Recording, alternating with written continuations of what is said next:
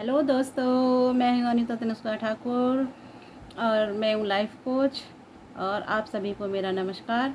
और उम्मीद करती हूँ आप सब लोग अपने घरों में बहुत अच्छे से होंगे और मैं भी अपने घर में बहुत अच्छे से हूँ। हेलो गाइस, आप सबने रामायण और गीता तो पढ़ी होगी, रामायण देखी होगी, महाभारत भी देखी होगी आप लोगों ने बहुत अच्छे से। तो आप जानते हैं उसमें कितनी अच्छी अच्छी बातें कही गई हैं और हमारी गीता में भी कितनी अच्छी अच्छी बातें कही गई हैं। तो श्री कृष्ण भगवान ने ये कहा है, आप ध्यान से सुनना आप ये बात मेरी। श्री कृष्ण भगवान ने कहा है कि अपनी ज़िंदगी में जितने भी लोग आए हुए होते हैं, पहले तो खुद जब हम गलती करते हैं तो स्वयं को माफ़ करना सीखें, यानी कि खुद को माफ़ करना सीखें। लोग खुद को माफ़ बहुत कम करते हैं, माफ़ ही नहीं कर पाते। अपनी तो वैल्यू समझ बहुत कम लोग हैं जो अपनी वैल्यू समझते हैं।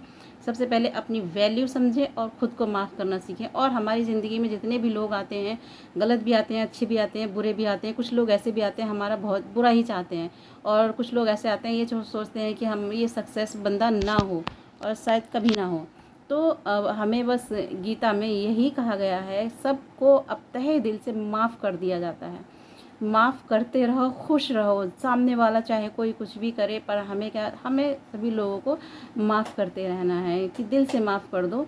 और फिर उनकी तरफ ध्यान ही मत, बिल्कुल ध्यान ही मत दो। माफ़ कर दिया, बस तुम्हें जो कहना है कहते रहो, बल उनकी तरफ बिल्कुल ध्यान नहीं देना है। ध्यान देना है सिर्फ़ और सिर्फ हमें अपने लक्ष्य की तरफ ध्यान देना है, हमें अपने सिर्फ लक्ष्य की तरफ बढ़ना है। अगर हम पीछे देखते रहेंगे बार बार मुड़ मुड़ के कि लोग हमें क्या कह रहे हैं, लोग हमें क्या कह रहे हैं, तो हम ज़िंदगी कुछ नहीं कर पाएंगे, कभी कुछ नहीं कर पाएंगे।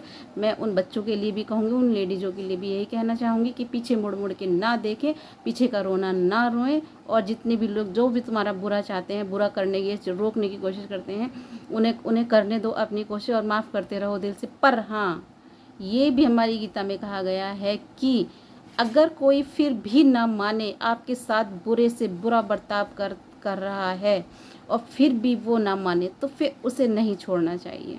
क्योंकि हमारे गीता महाभारत में यही हुआ था कि जब वो लोग दुर्योधन ये सब नहीं मान रहे थे तो उनका अंत बहुत ही बुरा हुआ था।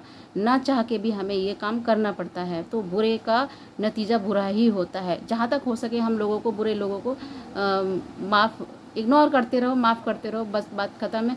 और अपनी लक्ष्य की तरफ बढ़ते रहो, कभी किसी की तरफ पीछे पलट के तो बिल्कुल भी मत देखना, बिल्कुल भी क्या हो रहा है, कौन क्या कह रहा है। चुपचाप चलते रहो, किसी की बात का कोई जवाब नहीं देना और अपना काम करते रहो, तो सक्सेस ज़रूर हाथ आएगी।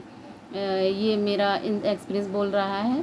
और गाइस, आपने ये भी सुना होगा कि जो ज़्यादा परेशान करता है, ये जो ज़्यादा ही तुम लोगों को दुखी करता है या हद पार कर देता है, तो उसका अंत भी एक दिन बहुत बुरा होता है। ये भी सच है।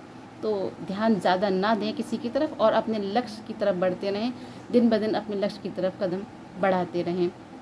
बस लक्ष्य ही दिखना चाहिए और कुछ नहीं।